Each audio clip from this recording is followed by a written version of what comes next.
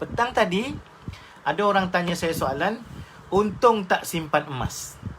Untung tak simpan emas. Okey. Secara sarkastiknya saya jawab tak untung lah. Okey, so dia kata, saya bertanya, habis kalau tak untung, kenapa orang beratur-ratur bersusun-susun di kedai emas membeli emas? Kalau tak untung kan? So dia cakap lah, oh ini orang semua tak ada ilmu ni, dia cakap kan. Ikut nafsu, ikut trend. Orang lain nak beli, dia pun nak beli juga. Okey. Okey. Yang pertama saya nak sebut harga emas naik dan turun Harga emas naik dan turun. Okey, satu. Okey, satu. Harga emas naik dan turun. Okey. Secara jangka panjang, harga emas insya-Allah akan selalu naik. Okey, akan selalu naik. Sebagai contoh yang paling mudah sekali, kita tengok harga emas pada tahun 2000. Harga emas pada tahun berapa? 2000 ialah sekitar 30 ke 40 ringgit saja segram. Tulis, catat. Okey. RM40 segram sahaja. Pada tahun 2020, harga tertinggi sekitar RM305. Okey. 300 berapa? RM305 segram. Okey. Naik ke turun saya tanya? Satu. Yang kedua, untung ke tak untung? Okey, untung ke tak untung?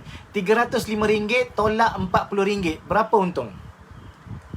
Okey, untung. Emas mesti untung. Okey, mesti untung. Lambat atau cepat sahaja. Okey? Alright. So, yang pertama. Yang kedua, dia pun cakap, 20 tahun lah, lamanya. Lamanya kan. Itu kita cerita jangka panjang. Ada tak harga emas naik jangka pendek? Ada. Okey? Sepanjang KAB berniaga,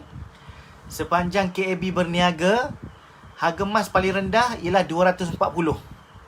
Tulis, RM240 segram pada bulan Mac. Bulan 3 Bulan 3. Okey. Harga tertinggi baru dalam bulan ni, awal bulan ni, hari tu 276. Semalam lah. Kemarin. 2 hari lepas. 276. 276 tolak dengan 240. Berapa beza harga? Itu dalam masa 3 bulan tu. Mac, April, Mei, Jun. Betul tak? 3 bulan. Tadi dia cakap 20 tahun. Baru lamanya naik. Baru naik 20 tahun. No. Yang lama, yang sekejap pun ada juga naik harga. Sebab harga emas ni bergerak. Orang yang cakap simpan emas tak untung ni memang dia tak tahu apa-apa lah. Emas confirm untung lah, saya cakap. Walaupun saya pun tak tahu lah kan. Tapi confirm untung. Berdasarkan apa? Berdasarkan sejarah. Okey? Berdasarkan sejarah, memang harga emas naik. Isunya sekarang, bila dia naik, berapa banyak dia naik.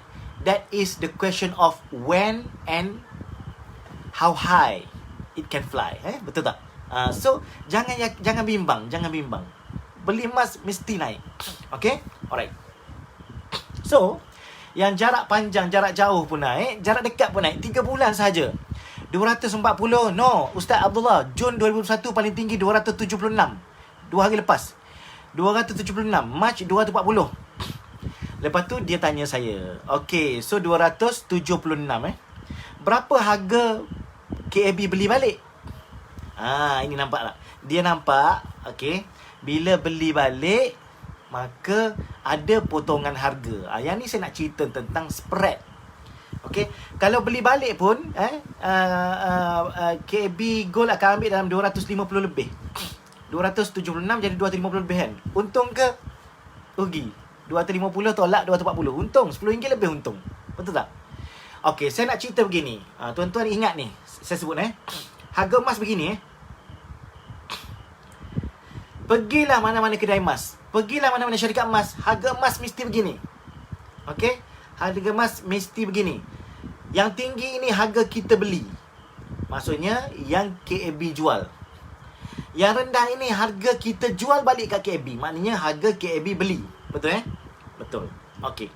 So, harga pada mana-mana kedai emas pun ialah begini. Dan harga ini dia akan bergerak. Kalau harga beli naik, harga jual pun naik. Harga beli turun, harga jual pun turun. Betul tak? Begini.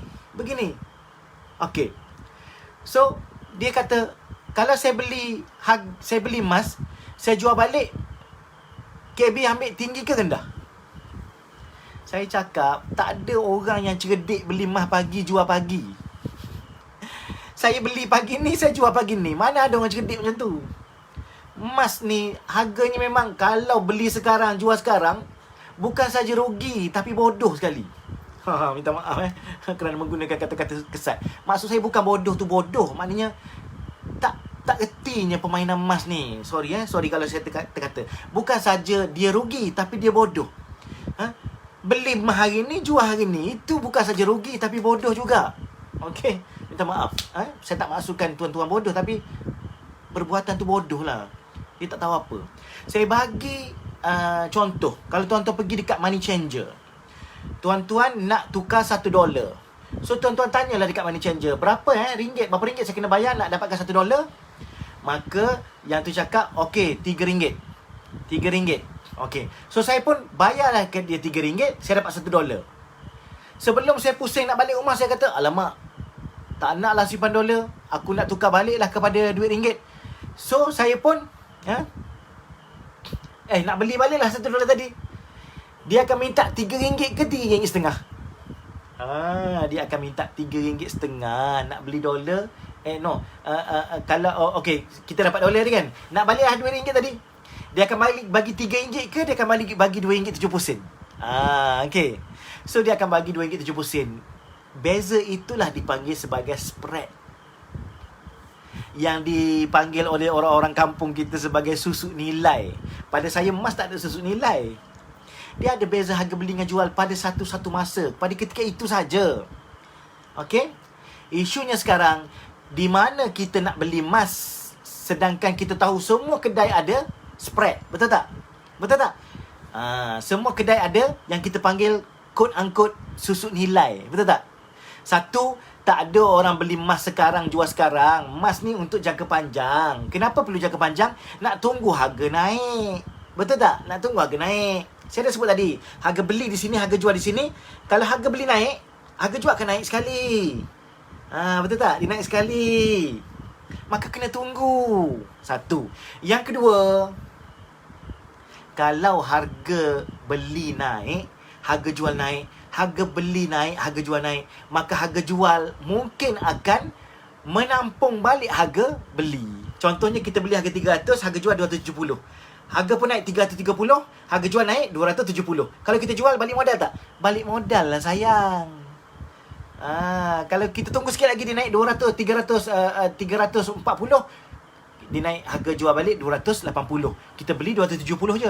Untung ke rugi? Untung lah sayang. Betul tak? Isunya sekarang, bila kita dah tahu semua kedai emas, syarikat jual emas dan sebagainya ada spread. Isunya sekarang, kat mana kita nak beli emas? Kita kena pilih kedai yang spreadnya kecil. Itu je isu dia.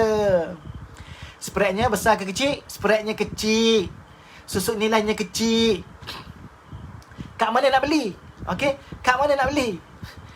Jangan beli di kedai emas sayang. Susuk nilai di kedai emas, spread di kedai emas 30%, 40% sayang. Bukan macam ni. Nampak tak?